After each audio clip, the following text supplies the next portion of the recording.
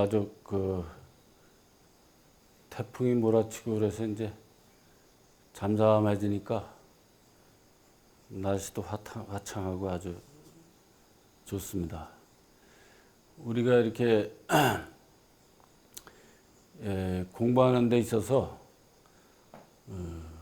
진리란 다른 것이 아니라 우리 삶 그대로가 이제 진리인 것입니다.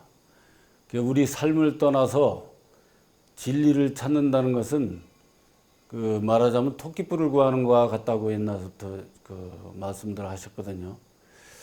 이제 우리의 관념을 놓고 잘 살펴보면은 이제 그것이 알아지는 겁니다.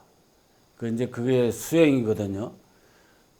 이제 우리가 그러면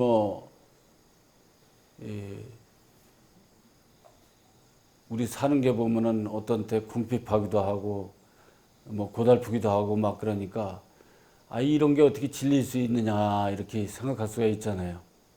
그래서 그걸 좀 설명을 하면은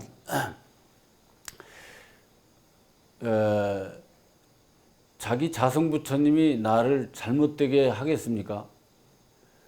자성부처님이라는 건 어떻게 보면 내 마음의 근본을 얘기하는 거거든. 내 마음의 근본이라는 것은 이게 물질적으로 보면 이게 이제 부모도 되고 조상도 되고 이렇게 되겠습니다만은 정신적인 이제 근본을 얘기하지만 그래도 우리가 모든 역할이라는 것이 부모 역할과 똑같아요. 그럼 부모가 나를 잘못되게 하는 일이 있습니까? 아무리 못난 자식이라도 아주 죄를 크게 지었어도 잘못되게 하는 일이 없거든. 잘되게 하려고 항상 노력하고 그러죠. 그런데 왜 금방 잘되게 못합니까? 이러거든. 그런데 그런 것이 이게 나만 부모 자식이 아니거든. 넓게 보면 부모라는 것은 말하자면 위로 올라가면 중조 고조로 해서 쭉 이제 올라가겠지만은 그런 것을 다 이렇게 따지고 보면 다 하나야. 나만 부모의 자식이 아니라 모든 사람이 부모의 자식이에요. 그래서 우리가 그걸 잘 판단해야 돼요. 그러니까 나만 위해서 잘할 수가 없어. 그러니까 말하자면 공생, 공심, 공용, 공체, 공식으로 돌아가는 원리에 의해서 나를 돕는 것이지 그냥 나만 쑥 빼서 도와주고 그런 일이 없단 말입니다. 왜냐하면 나 혼자가 아니기 때문이죠. 다 더불어 나고 더불어 내 자식이고 그 부모 입장에서 볼 땐. 그런데 큰 자식만 위하나? 막내도 위하고 속썩이는 자식도 위하고 다 위하는 게 부모죠. 그렇기 때문에 우리는 그런 거를 편협되게 생각하는 거에 의해서 어째 형 제대로 안 되는 것 같고 세상이 원망도 되기도 하고 막 이렇게 헤매기도 하고 가끔 그런단 말입니다. 그런 것을 바로 보지 않으면 계속 헤맬 수밖에 없어요. 그래서 바로 보는 공부를 해야 돼요. 그래서 부모는 당연히 날 잘되게 하기 위해서 항상 하는 것이기 때문에 지금 일어나고 있는 이 자체가 다 어떻게 보면 나를 위해서 일어나는 거라고 봐야 돼요. 괴로움이 일어나는 것도 어떤 힘들어서 더 고생을 해야 되는 것도 다 나를 위해서 다 주어지는 어떻게 보면 과제라고 볼 수가 있죠. 그래서 이제 이 비유하면 이제 어린아이가 이런 평생에다 온다면 어때요? 자꾸 밖으로 나가려고 그러잖아요. 그죠? 밖으로 자꾸 나가려고 그러면 부모는 어떻게 해요? 평생에 떨어지면 다치잖아. 그러니까 계속 안으로 밀어줘. 또 밀어주면 또 나가려고 그러면 또 밀어주고 계속 밀어주잖아요. 그죠? 근데 꼬마는 왜 내가 가는 대로 못 가게 해 하고 계속 가려고 그런단 말입니다. 그거나 같아요. 중생이라는 것은 어떻게 세상을 밝게 못 보다 보니까 항상 자기 마음대로 안 되는 게 불만이야. 그런데 엄연히 보면 자기 마음대로 안 되는 게 당연한 거예요. 그대로. 왜냐면 더불어 돌아가는 거기 때문에. 그래서 그런 거를 잘못 알을 때 계속 이제 문제가 되는 거죠. 그래서 우리가 이렇게 고난이 생기는 거는 어떻게 보면 자성부처님이 나를 올바르게 바른 쪽으로 이끌어주기 위해서 항상 바로 잡아주는 어떻게 보면 부처님 가르침이에요. 그러니까 그걸 모르죠. 보통 사람들은. 그러니까 공부를 해야 돼.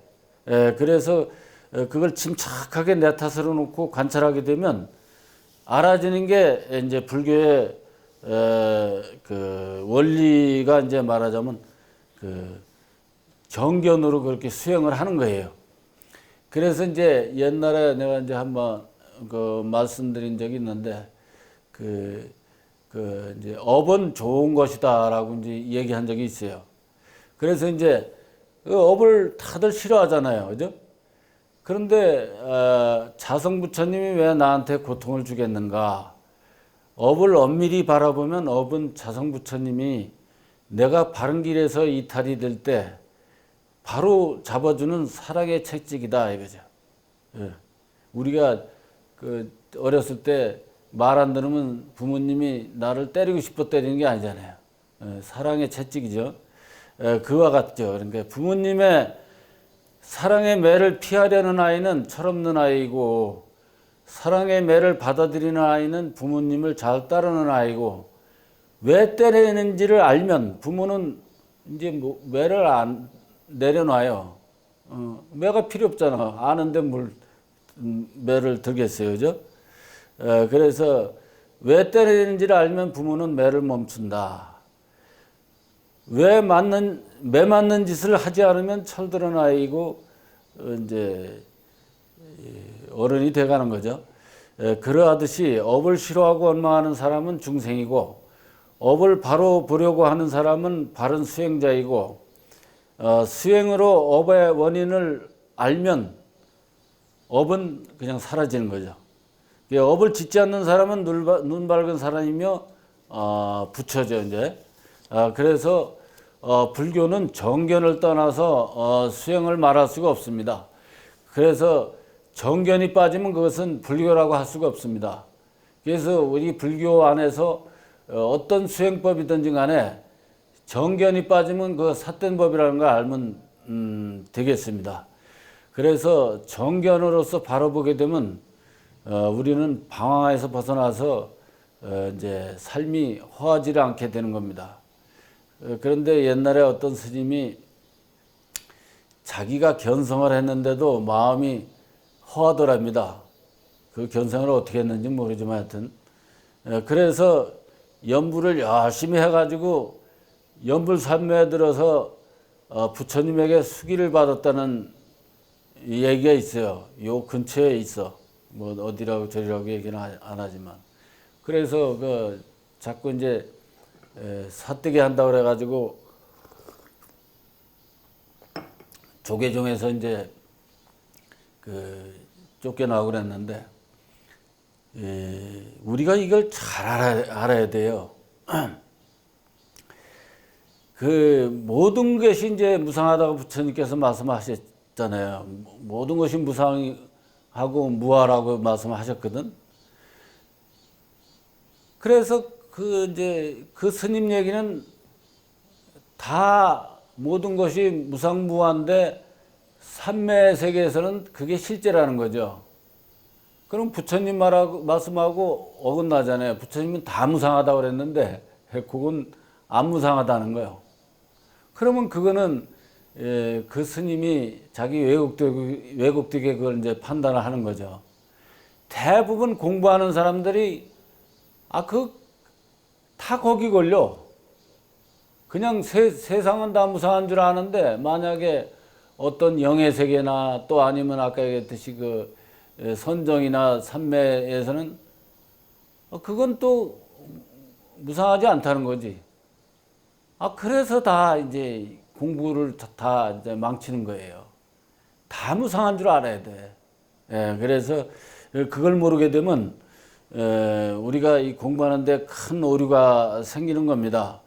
그래서 아마 공부하는 사람들 중에서 99.9%는 다 거기에 다 떨어져. 끝까지 못 가고. 그러니까 어떻게 보면 그거 어떻게 보면 간단하고 우리가 처음서부터 삼법인부터 공부를 배우고 그러는데 제일 중요한 데서 다 그냥 뭐 탈락을 해. 어떻게 보면 간단한 데서 탈락을 한단 말입니다. 그러니까 이제 그러게 되면 오랫동안 자기가 정진한 것이 헛되이 된다는 걸 아시고 잘 판단해야 되라고 봅니다. 그래서 그런 거를 우리가 올바른 그냥 지견만 가져도 그냥 알아줘요. 무슨 깊이 생각할 것도 없어. 그리고 이제 그런 것들은 이제 서로 토론하다 보면 토론해서 안 되면 자꾸 선지식을 찾아가서 끝까지 해결해야 돼요. 옛날에 선제동자처럼 말이죠. 여기저기 선지식 찾아다니면서 끝까지 자기 부족한 것을 해결해야 된다고 봅니다. 그래서 세간에는 이제 수행을 바로 한다고 자신을 하는 이들도 대부분 이제 무상법을 넘어가지 못해요. 아까 얘기했듯이 99.9%는 다 거기에 걸려. 그리고 이제 물론 이제 그렇게 헤맸다가 또 다시 일어서는 사람도 좀 있기는 하지만 그렇게 많지를 못합니다. 만약에 무상하지 않다면 그야말로 큰일이요. 무상법이 아니면 죽은 세상도 아니고 존재할 수 없는 세상이에요. 사람들은 이상하게 재밌는 건 자기가 좋은 건 영원하길 바라고 싫은 거는 없어지길 바라고 이렇게 이중잣대로 생각을 해. 좋은 거건 싫은 거건 다 무상한 거예요. 뭐 일절이야. 다 어떤 거 하나 빼놓을 게 없어. 다 무상한 거기 때문에 다 무상한 줄 알면 이 수행하는데 이게 그릇되는 일이 없어요. 진짜 아까 얘기했듯이 무상하지 않으면 진짜 큰일이라는 거 알아야 돼요. 곰곰이 토론해보면 알아. 아예 안 변하고 다 그대로 멈춰 있으면 그게 세상이 그냥 그림이지. 이게 말도 안 돼. 말도 안 되는 거예요. 무상하지 않다는 얘기는 말이 안 돼, 아예. 있지도 않고. 그런데도, 이상하게 좀 공부하다가, 좋은 거 나타나면, 거기에 딱 묶여 있어. 그건 무상하지 않다는 거예요. 이거 좋은 거니까. 이렇게 어리석은 게 말하자면, 중생의 속성이죠. 그래서 그 중생의 속성을 벗어나면, 이제, 대근기가 되고 또 부처가 되는 겁니다. 그리고 이제 극락세계가 영원하다는 거예요. 어떤 사람이 글쎄 극락세계를 갔다 왔다 하고 이제 그러면서 뭐 좋은 얘기도 막 하면서 이게 극락세계는 영원한 걸로 또 알아요. 아까 얘기했잖아. 무상하지 않은 건 존재할 수도 없고 진짜 무상하지 않으면 큰일 난다고 그랬잖아요. 무상하다 하면 그거 영원하다 하면 그게 말하자면 그것도 그냥 멈춰져 있는 세상이야. 그러니까 그거는 만약에 존재를 한다고 하더라도 무상법으로서 존재를 하는 거지. 마치 이거와 같아요. 여기 말하자면 지구가 있잖아요. 지구에서 대한민국이 있잖아요. 대한민국이 있는데 대한민국이 있습니까? 없습니까? 그러면 있다고 얘기하지만 이게 무상하다는 건 알아야 하잖아요. 그죠? 영원하지 않다는 건 알아야 하잖아. 극락세계도 마찬가지란 말이에요. 그러니까 그 진리의 입장에서 볼 때는 극락세계가 없다 이렇게 얘기할 수밖에 없어. 영원하지 않은 거죠. 그러니까 영원한 세상에 볼 때는 어때요? 영원한 세상에서 보면은 100겁년이라고 하더라도 점에 지나지 않아. 영원한 세상에 비하면. 거기서 바라보면. 그러니까 이 영원한 세상의 입장에서 항상 봐야 돼요. 진리는. 그렇지 않으면 그 어떤 편견에 의해서 자기가 그런 데 묶여서 영원히 윤회를 벗어날 수가 이제 없는 겁니다. 그래서 이제 그런 거를 여러분들이 잘 인식하고 하면 수행하는데 사실 큰 문제가 없습니다. 올바로만 알면. 그러니까 그런 줄 아시면 되겠습니다. 그러니까 그 아까 얘기했듯이 진리의 근본적인 세상에 볼 때는 없다고 얘기할 수밖에 없는 거죠. 지금도 물거품과 같고 항상 이렇게 그 무상한 그 이치를 우리가 잘 알고 집착하지 않고 그냥 살아나가면 그게 올바른 삶이 되는 거예요. 그렇다고 뭐 이게 없는 건데 뭐 이러면 말이 또 안 되지. 그렇죠? 그러니까 무상하게 우리가 잘 운영하면 되는 거죠, 뭐든지. 그래서 왜 이 얘기 있죠. 아미타경에 보면 그게 아미타경도 번역을 잘 해야 되는데 번역들을 좀 그러고 아예 그런 식으로 해서 공부하면 안 되고 하여튼 번역을 해도 올바로 번역을 해야 된다고 봅니다. 그래서 극락세계에 가면은 뭐 바람 소리도 법문이고 새 소리도 법문이고 물소리도 법문이고 그러잖아요. 그죠? 그런 얘기 들어봤어요? 있어요. 나 들은 적이 있어. 우리가 부처님 가르친 대로 이 정견으로서 공부를 하다 보면 나중에 선뜻 그걸 느껴요. 새소리도 어떤 때는 법문으로 들리고 물소리도 법문으로 들려요. 그 새소리를 듣고 지금 나라가 좀 위기에 봉착되어 있구나. 이렇게 알아져요. 그냥 알아져. 그거 무슨 설명하고 할 필요 없이 그냥 느껴져. 그러니까 그런 식으로 이 공부 항상 지극히 할 때는 그런 것이 느껴져요. 그래서 이제 그런 걸 이제 아까 얘기했듯이 그러니까 극락세계라는 것은 어디 따로 영혼이 있는 것이 아니라 영원한 자기 마음 속에 있어. 자기 마음은 영원한 거거든. 영원하다고 하는 거는 이게 그러면 그건 무상법에 어긋나지 않냐 이렇게 얘기하는데 이건 그러니까 공하다고 그러잖아 또. 그죠? 그러니까 이 무상법만이 영원한 거예요. 말하자면 영원하다고 하는 것이 무상법이에요. 결국에는 이게 마음이라는 게 무상법의 작용이야 이게. 그러니까 그렇게 알면은 그렇게 무상하다는 말만 영원한 거예요. 그러니까 우리가 그 영원한 거는 삼법인만 영원하다 이거지. 삼법인만. 그래서 삼법인은 부처님께서 도장인자를 쫙 찍어서 이제 해놓으셨다 그래가지고 중요하게 생각하면서도 엉뚱한 공부만 실컷 해요. 뭐 장황하게 이그정 공부하는데 삼법인만 바로 알면 그 불교는 끝나는 거예요. 그래서 삼법인만 제대로 알고 수행하면 아무런 문제가 없다는 걸 아시고 그렇게 하시면 되겠습니다. 그러니까 우리가 이제 정견으로 이제 아까 얘기한 걸 또 안 해. 정견을 지극히 이제 수행하면 진짜 바람 소리도 법문이고 새 소리도 법문으로 알아져요. 그렇게 되도록 우리가 지극하게 이렇게 공부를 해야 되겠습니다. 그러니 우리 극락세계는 우리의 마음에 있는 것입니다. 극락세계가 없다고 하면 더 허하게 될 생각들을 합니다. 보통 중생들의 입장에서는. 그래서 그걸 넘어서면 진정한 자유인이 되는 겁니다. 쉽게 얘기하면. 그러니까 그거는 무상법에 의지하는 것은 최상의 의지처고 영원히 허하지 않는 도리를 얘기하는 거예요. 영원히 허하지 않는 도리. 그러니까 즉 이제 건강에 보면 의지할 바 없는데 의지한다.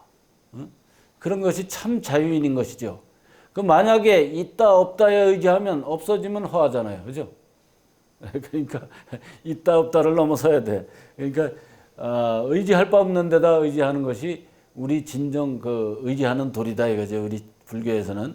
그래서 어떻게 보면 중생의 입장에서는 아유 뭐 복잡하고 그냥 어떻게 짜증나고 그래 그 생각하면, 그런데 깨우치고 보면 당연한 거고, 그러지 않으면 진짜 진리가 아니요. 그렇게 알아진단 말입니다. 그러니까 중생의 입장에서 자꾸 헤매지 말고, 그러니까 그냥 부처로서 살아요.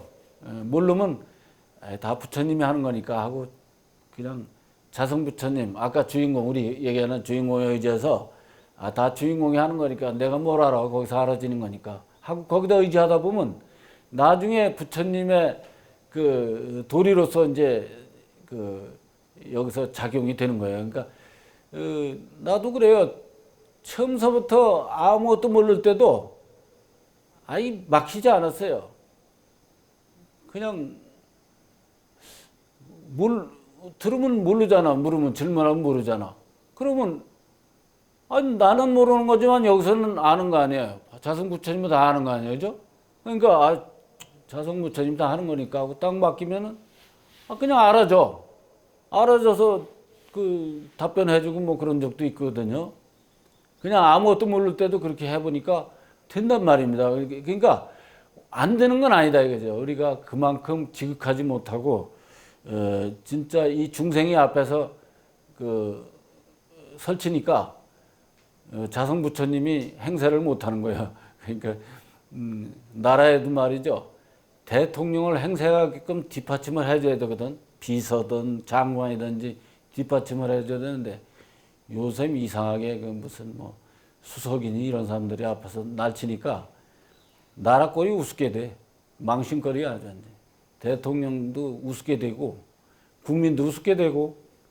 그러니까 이게 진리라는 것은 모든 데 해당이 돼요. 가정의 살림이나. 그래 가정에서도 그래서 이제 그 부부간에도 서로 자식들한테 어머니 역할을 잘 하게끔 이렇게 그 말도 함부로 하지 말고, 애들 보는 데서는 이렇게 자꾸 해야 되는데 그냥 뭐 애들이니까 말고 막 함부로 말하고, 그러니까 부모 채신머리가 막 떨어져가지고 애들한테 부모 역할을 할 수가 없어. 그런 집안이 꽤 있어요. 그러니까 그런 거든지 나라 꼴이든지 이 세상이든지 다 마찬가지예요. 이게 하나를 알면 다 이렇게 자꾸 이렇게 하다 보면 알아져요. 나도 이렇게 공부하다 보니까 뭐 그 전에 이렇게 하다 보니까 다 이렇게 잘 했어. 그런데 잘하긴 했는데 이게 말하자면 부처님 경전하고 이렇게 어떻게 부합되게 잘 설명도 못하다 보니까 그것도 주인공한테 자꾸 정견 말하자면 정견을 이렇게 하다 보니까 자꾸 나중에는 그게 이제 부합되게 자꾸 설명도 되고 이렇게 돼요. 그래서 우리가 처음에 공부할 때는 어떤 때는 자기가 하면서도 이게 뭐 깔끔하지 않아. 어떤 면에서는 그럴 때가 있어요. 그런데 그거 상관없어. 그러니까 꾸준히 자기 주인공만 믿고 열심히 하다 보면 자꾸 발전하게 돼 있어요. 그러니까 경전을 몰라도 나중에는 그 경전하고 이런 것이 다 이게 조합돼서 다 알아져요. 그러니까 왜냐하면 진리는 하나이기 때문이죠. 그래서 이번에도 태풍이 저 적도에서부터 이제 시작이 되었다면 그 적도에서 시작돼서부터 이제 뭐 약간 날씨가 뭐 비도 왔다가 바람도 좀 불었다가 어떻게 뭐 이렇게 쭉 하다가 이제 가까이 오면서부터 막 얼마나 그냥 그 바람이 센지 우리 절 부근에 있는 저 나무가 푹 쓰러졌잖아. 그때서 내가 지붕 위에 지붕이 날아가 가지고 거기서 수리하고 있을 때 저게 막 넘어가잖아. 그래 어떻게 지붕 저쪽 편에서 이렇게 앉아 있다가 바람이 좀 잠잠할 때 또 이제 그 지붕을 수리했는데 그 참 지붕을 다 수리하니까 비가 오대. 비 맞고 수리했으면 얼마나 힘들었겠었어. 그런데 어떻게 됐든 간에 비를 안 맞고 수리를 했는데도 녹초가 돼서 지금까지도 여운이 남아요. 왜냐하면 빨리 하긴 해야 되겠는데 바람은 불지. 이러다 보니까 이게 이 몸이 이게 찐이 빠지더라고. 그래서 이제 하여튼 어떻게 됐든 간에 뭐 우리가 진리에 의지한다고 하더라도 그렇게 다 서두르야 될 건 서두르고 다 해야 되는 거죠. 그래서 이제 다 끝나고 나니까 비가 또 막 쏟아졌는데 그 비 맞았으면 그 지붕도 샜을 테고 참 곤란한 점이 많았을 텐데 아주 다행이었습니다. 그래서 이제 그 어때요? 태풍이 그런 위력을 발하는데 태풍의 눈이 허한 겁니까? 태풍이 눈이 허하지는 않잖아요, 그죠? 태풍의 눈은 뻥 뚫렸어. 바람 한 점도 없어. 고요해. 고요한 그것이 허하지 않게 작동하는 것이 쉽게 얘기하면 우리 그 누진통이나 똑같아요. 허하지 않게 이게 우리가 이게 마음이 공하지만 이 허하지 않게 쓸 수 있어야 우리가 공부가 어느 정도 됐다고 볼 수가 있어요. 허하면 막 여러 가지 뭐 휘둘리고 또 허하고 그러면 공부가 된 게 아니거든. 그러니까 저절로 점검이 돼. 뭐 누구한테 점검해 달랄 것도 없어 사실은.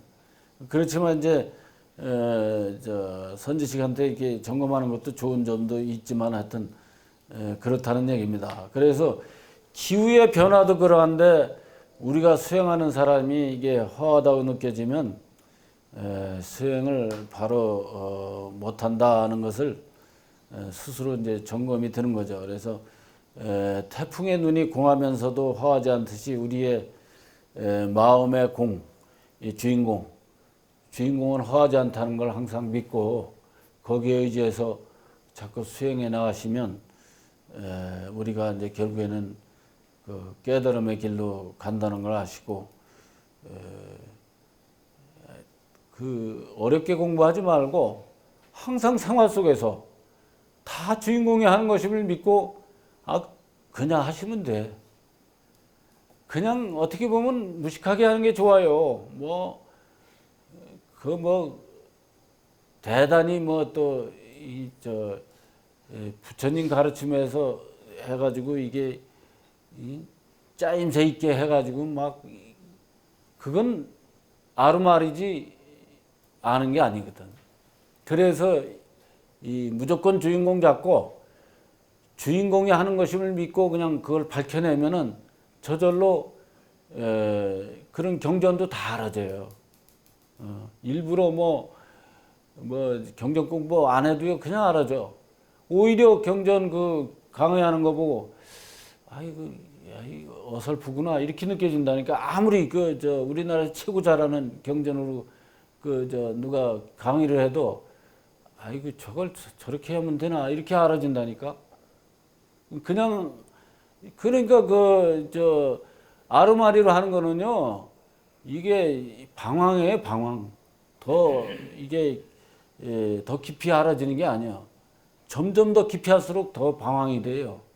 그래서 그래서 옛날에도 큰 스님들이 그 책을 보지 말라 그러는 것이 참 그 애매모호해 그게. 애매모호한데 그 뜻을 잘 알아서 우선 수행부터 먼저 하고 나중에 경전 보면요 그냥 점검이 돼. 자기 공부한 게 점검이 돼. 자기 공부한 게 내 공부한 게 경전에 그대로 나와 있네 이렇게 된단 말이죠. 그러니까 경전도 어떻게 보면 필요하죠. 그런데 경전을 먼저 해버리면 오히려 그냥 공부가 안 돼. 계속 그 이론에 자기가 파묻혀서 계속 방황하게 돼 있어요. 그런 뜻을 글쎄 알아들으면 좋고 못 알아들으면 할 수 없죠. 그러니까 각자 정신 차려서 열심히 이제 하는 게 중요하겠습니다. 그 질문 있으면 질문으로 해보세요.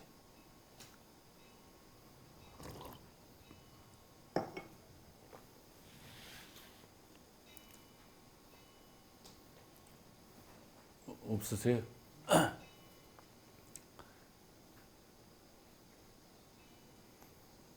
이제 앞으로는 세상이 다 이제 하도 물질 문명이 발전해서 이렇게 되다 보니까 물질 문명이 어떻게 보면 정신 문명을 정신 문명으로서 공부 잘못하는 걸 오히려 바로 잡아주는 역할도 때에 따라서는 할 수가 있어요. 그래서 지금 이제 이런 불교나 종교가 없어진다고 그러죠. 근데 없어지는 게 아니에요. 없어지는 게 아니라 바로 잡아지는 거지. 이 사람들은 없어진다고 얘기하는데 그건 잘못 얘기하는 거고, 바로 잡아져요, 종교가. 그러니까 지금같이 하는 종교, 이 껍데기로 하는 종교가 없어지고 진짜 알맹이 종교가 남는단 말이죠. 그러니까 우리가 먼저 이렇게 공부해서 선도주자가 되어서 앞으로 그 변화 속에서 그 사람들을 다 인도해 줄 수 있는 그런 사람들이 됐으면 가장 지금 보람 있는 일이라고 생각이 됩니다. 감사합니다.